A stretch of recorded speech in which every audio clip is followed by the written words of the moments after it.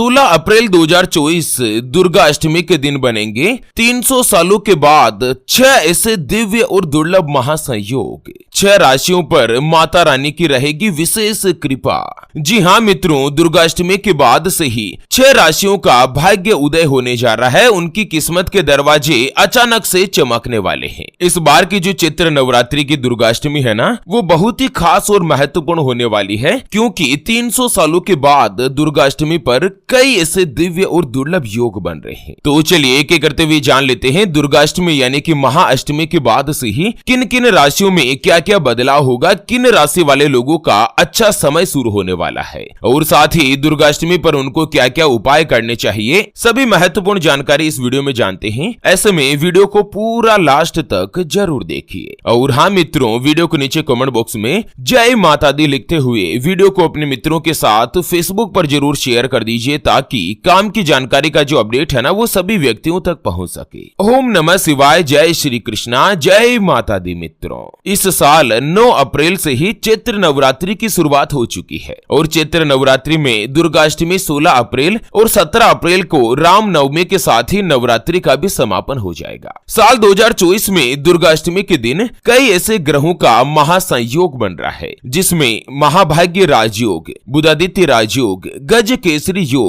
और साथ ही लक्ष्मी नारायण योग का महासंयोग बनने से 6 राशियों के भाग्य में अचानक से अच्छे दिन होने वाले हैं। 6 राशियों की किस्मत चमकने वाली है। दुर्गाष्टमी पर विधि विधान के साथ कन्या पूजन भी किया जाता है। चाहे आप रामनवमी के दिन करो या दुर्गाष्टमी के दिन करो, कन्या पूजन का भी कई गुना ज्यादा महत्व मिलता है। चलिए सबसे पहले तो अपन जान लेते हैं दुर्गाष्टमी के बाद सबसे पहली जो भाग्यशाली राशि बनेगी वो आती है मिथुन राशि, जिनके नाम का पहला अक्षर का, की, कु, बड़ा ग, छ, के, को और हा से शुरू होता है, उनकी मिथुन राशि होती है। मिथुन राशि वाले लोगों के लिए इस बार जो दुर्गाष्टमी पर कई ऐसे राजयोग बन रहे हैं जो कि आपको शुभ समाचार दिला सकते हैं। सबसे पहले तो जो लोग कुंवारे हैं, अविवाहित है, उनका विवाह का योग बनेगा। आपका दाम्पत्य जीवन अच्छा रहेगा, और साथ ही नवरात्रि के बाद तरक्की के नए नए योग बनेंगे। अप्रैल महीने के बाद अगले कुछ ही दिनों में आप विवाह के पवित्र बंधन में बंध सकते हैं। दाम्पत्य जीवन में प्रवेश करते ही आपकी लाइफ में खुशियों के नए द्वार खुलेंगे। जो भी मिथुन राशि वाले व्यापारी है, चाहे अपना स्वयं का व्यापार करते हो या पार्टनरशिप में कोई भी कामकाज करते हो, नवरात्रि के बाद आपको अपने व्यापार में दिन दुगुनी रात चौगुनी गति के साथ तरक्की मिलेगी। आपको अपने भाग्य का साथ मिलेगा। इस बार नवरात्रि से ही आप काफी अच्छा धन का लाभ कमा पाएंगे, धन की बचत भी होगी। मिथुन राशि वाले लोगों को उपाय बताया गया है कि दुर्गाष्टमी के दिन माँ दुर्गा के 8वें स्वरूप पर 8 केले अर्पित करें। इससे आपका बुरा समय ठीक होगा, और साथ ही नौकरी से संबंधित अगर कोई परेशानी या बाधाएं दिक्कत चल रही है ना, तो वो भी सुधार में रहेगी। उसके अलावा दुर्गाष्टमी के दिन कोई भी जो कन्याएं हैं जिनकी उम्र 9 साल से कम है, उनको 1 गुड़िया और 14 रुपए की दक्षिणा देकर आप उनका मन प्रसन्न कीजिए, जिससे माता रानी आपके ऊपर प्रसन्न रहेगी, माता लक्ष्मी जी का आशीर्वाद बना रहेगा। चलिए जान लेते हैं दुर्गाष्टमी के बाद से ही अगली यानी कि दूसरी जो भाग्यशाली राशि बनेगी वो आती है मीन राशि, जिनके नाम का पहला अक्षर दी, दू, थ, ज, दे, दो, चा और ची से शुरू होता है, उनकी मीन राशि होती है। मीन राशि वाले लोगों के लिए भी इस बार जो दुर्गाष्टमी पर कई ऐसे राजयोग बन रहे हैं ना, जो कि आप लोगों को कई तरीके से लाभ दिला सकते हैं। एक तो नवरात्रि के बाद से ही आपको बड़ी खुशखबरी मिलेगी, साथ ही समाज में आपका मान सम्मान बढ़ेगा। जो व्यक्ति नौकरी करते हैं या कहीं पर भी जॉब या प्राइवेट जॉब करते हैं ना, ऐसे लोगों को नौकरी में कोई भी बड़ा पद मिल सकता है। अप्रैल के महीने में ही आपकी तनख्वाह बढ़ने के योग बनेंगे। जो व्यक्ति पॉलिटिक्स में एक्टिव है, राजनीति में सक्रिय है ना, उनको भी लाभ होगा, कोई भी अच्छा पद आपको मिलेगा। आपके रुके हुए कार्य पूर्ण होंगे। बिजनेस में आपको दिन दुगुनी रात चौगुनी गति के साथ तरक्की मिलेगी। विदेश यात्रा के योग भी बनते हैं। विदेश योग बनने से आप लोगों के जीवन में कई ऐसे परिवर्तन होंगे। धन कमाने के नए नए मार्ग, नए नए रास्ते खुलेंगे। धन प्राप्ति की सारी इच्छाएं पूर्ण होगी। माता रानी के आशीर्वाद से इस बार दुर्गाष्टमी के बाद जो भी कुंवारे हैं, सिंगल है, ऐसे सभी लोगों का विवाह का योग बनेगा। और आप पहले से ही किसी के साथ रिलेशनशिप में है ना,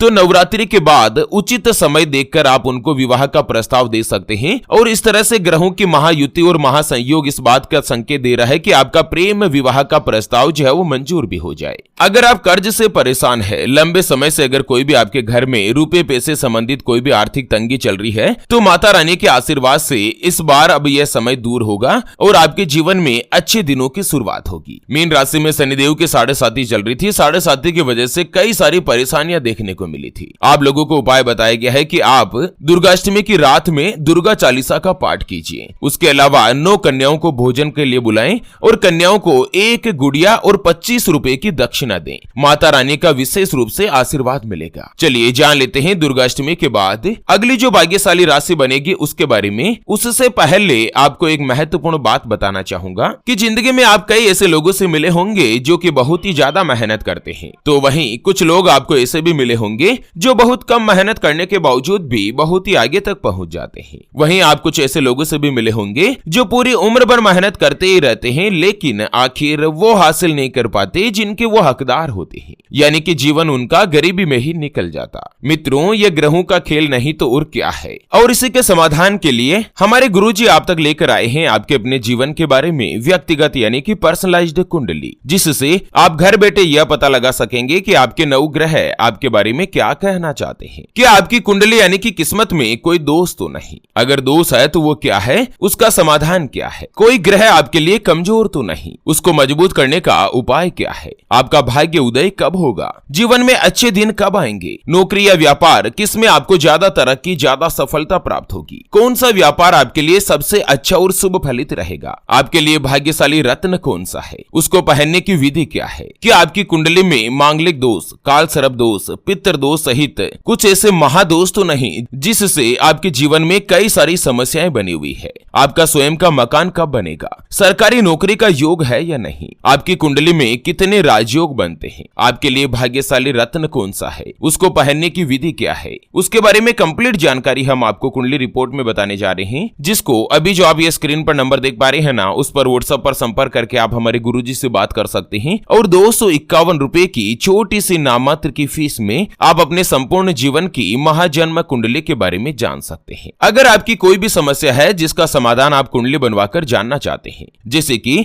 आपका विवाह का योग नहीं बन रहा है, बहुत जगहों पर आप रिश्ता देख देख कर आखिर थक चुके हैं, परेशान हो चुके हैं, लेकिन कहीं पर भी कोई भी रिश्ता फाइनल नहीं हो पाता या रिश्ता होकर बार बार टूट जाता है, पति पत्नी के बीच आपस में बनती नहीं है, घर परिवार में लड़ाई झगड़ा या गृह कलेश बना रहता है, आपको संतान का सुख नहीं मिल रहा है, बच्चों का पढ़ाई में मन नहीं लगता, बच्चे लगातार सरकारी नौकरी या किसी अच्छी जॉब की नौकरी की तलाश कर रहे लेकिन उनको सफलता नहीं मिल पा रही है, व्यापार में आपको नुकसान हो रहा है, घर में धन की कमी बनी रहती है, या आपके ऊपर कर्ज हो चुका है जिसको आप चुका नहीं पा रहे हैं, आपके बनते बनते काम लगातार बिगड़ जाते हैं, अटक जाते हैं, या लड़का लड़की का विवाह होने जा रहा है, संबंध होने जा रहा है, चाहे लव मैरिज हो या अरेंज मैरिज हो, विवाह से पहले आप दोनों का कुंडली मिलान करवाना चाहते हैं, अष्टकूट रीति से गुण मिलान करवाना चाहते हैं। अगर कुछ भी समस्या है तो स्क्रीन पर दिए गए नंबर पर व्हाट्सएप पर संपर्क करके आप हमारे गुरुजी से बात कर सकते हैं और 251 रुपए की छोटी सी नाममात्र की फीस में आप अपने संपूर्ण जीवन की महाजन्म कुंडली के बारे में जान सकते हैं। चलिए जान लेते हैं दुर्गाष्टमी के बाद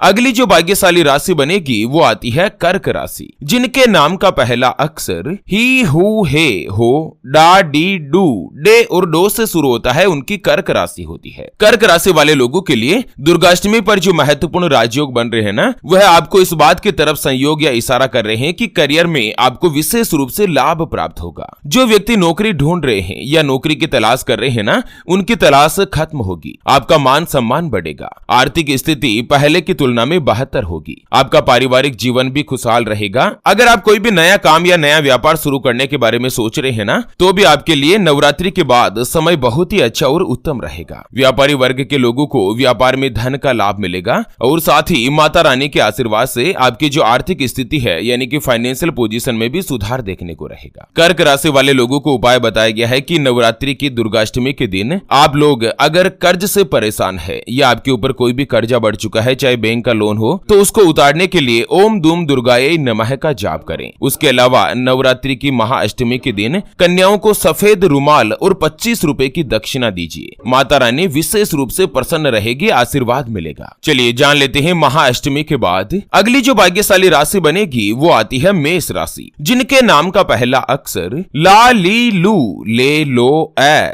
चू, चे और चो से शुरू होता है, उनकी मेष राशि होती है। मेष राशि वाले लोगों के लिए महाअष्टमी का दिन बहुत ही अच्छा और शुभ माना जा रहा है। दुर्गाष्टमी के बाद आपकी लव लाइफ में सुधार रहेगा और साथ ही आप अपने पार्टनर के प्रति अच्छी बाउंडिंग स्ट्रॉन्ग बना पाएंगे। जो व्यक्ति बिजनेस करते हैं ना, उन लोगों की मुलाकात कुछ ऐसे इन्वेस्टर से हो सकती है जिससे आपको अच्छी डील भी मिल सकती है और साथ ही आपको व्यापार में लाभ मिलेगा। पारिवारिक जीवन में भी शांति का अनुभव रहेगा। नवरात्रि में मालव्य राजयोग और गज केसरी राजयोग बनने से बेरोजगार लोगों को अच्छी नौकरी प्राप्त हो सकती है। कार्य क्षेत्र में पद और प्रतिष्ठा मिलेगी। कार्यस्थल पर आपके सहकर्मी भी आपका सपोर्ट करेंगे। लंबे समय से जो भी आपका रुका हुआ कार्य था वो अब पूर्ण होगा। मेष राशि वाले लोगों को उपाय बताया गया है कि महाअष्टमी के दिन महागौरी को गुड़ की खीर चढ़ाएं। अगर कन्याओं को आप भोजन के लिए आमंत्रित कर रहे हैं तो उनको पीला रुमाल और 11 रुपए की दक्षिणा देकर विदा कीजिए। नवरात्रि के बाद माता रानी आपके ऊपर विशेष रूप से प्रसन्न रहेगी। तो चलिए मित्रों, इसी के साथ फिलहाल के लिए इस वीडियो को यहीं पर देते हैं विराम। फिर से होंगे हाजिर एक और नई और काम की जानकारी के साथ। तब तक के लिए ओम नमः शिवाय। जय श्री कृष्णा, जय माता दी।